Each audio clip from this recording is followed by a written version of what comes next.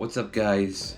Today we're going to be talking about how to get a better night's sleep. Now, I'm going to go over a few ways you can improve your sleep and what to do and what not to do. So, without further ado, let's just get started. So, number one, the first thing I would do is eliminate any sort of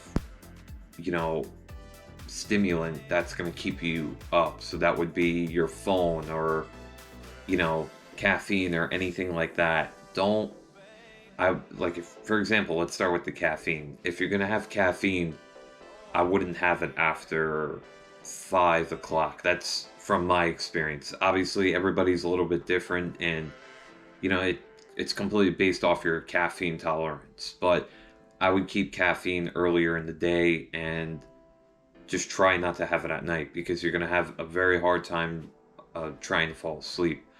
So definitely keep it to a minimum if you can as well. Because I know some people, they're going to the gym and taking 400 milligrams of caffeine at like 7 o'clock at night. You just can't do that because, it will affect your sleep, definitely. So I would stay away from too much caffeine. Another thing I would stay away from is stop looking at your phone too much. Your phone, every time, and this just from personal experience, every time I look at my phone right before I go to bed, I have a hard time sleeping. And I know there's a whole bunch of science behind it. I'm not entirely sure, but just generally don't look at your phone because I guess that brightness just keeps you awake. To begin with, your body's trying to fall asleep, but then you're doing the opposite. You're trying to keep it awake and trying to keep your brain focused on whatever you're looking at on your phone. So I would keep the phone to a minimum.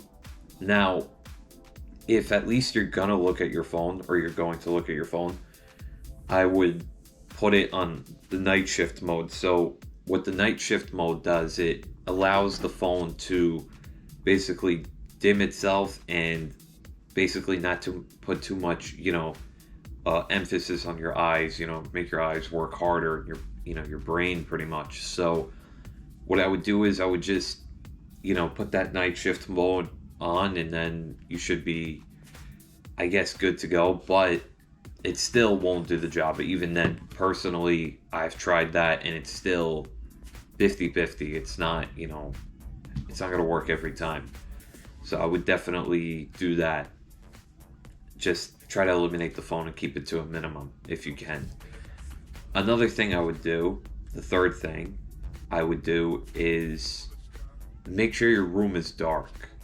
The number one thing that keeps me awake is a lit up room. If my room is lit, I can't fall asleep. Like, let's say the TV's on and I'm trying to fall asleep and I'm constantly looking at the TV, I'm just not going to fall asleep. It depends how tired I am, of course, but for the most part, I'm not going to fall asleep. Or if I have a lamp on or there's too much sunlight coming in the room, anything like that, or even not sunlight, it could even be just street light at night coming through your window, it could really mess up, your sleep. You're trying to go to bed and you can't fall asleep because there's just a massive amount of light in your face. So what I would do is I would probably get some blackout blinds or, something that's going to basically cover your windows so that you're not getting a ton of light in through your windows and, it'll be easier to sleep, definitely. My room, as it is pretty dark. I pretty much, my shades they're not blackout shades, but they do cover a lot of light that comes in to my room. So I find it very beneficial when I have those blinds down. I could actually get a better night's sleep. And the last thing, the fourth thing, is one last thing I forgot to mention, which is getting the proper amount of calories in and carbohydrates. So what that's going to do is pretty much you want to feel satiated before you go to bed. You want to feel like, okay, I feel good. You're not, you haven't undereaten, but you also haven't overeaten. You just, you're in the middle. You feel satisfied, which is how you want to feel when you go to bed, right? You obviously, you want to digest all the food before you actually go to bed, but this will definitely help because in the past, every time, let's say I'm on a cut, I'm trying to drop my calories pretty low, let's say like 2,300 calories, I will find that I will have a restless sleep. I won't be able to fall asleep. I'll just have like insomnia almost. So make sure you're getting the proper nutrition in, and that will also impact your sleep a lot. So, yeah, back to the video. Room temperature. Now, I find it that when I'm sleeping in a room that's very hot, I have a tough time to fall asleep. That's just because my body temperature is too high and I'm sweating and it's just a complete mess. You feel like you can't even fall asleep. Sometimes I start to even get a headache from the heat. So what I would do is I would probably, if you can, have the AC on, right? Especially during the summer and springtime when the weather starts to get warmer, I would have the AC on. And the other thing I would do is I would even just keep a ceiling fan on. If you could keep a ceiling fan on, that will be very beneficial, and it will constantly keep the room cool. Now, there could be the case where if there's a lot of hot air in the room and you have the ceiling fan on, it could just constantly be, just basically warming your room up almost in a sense. It could be counterproductive. So at that point, I would probably, if you can, I would keep your door open,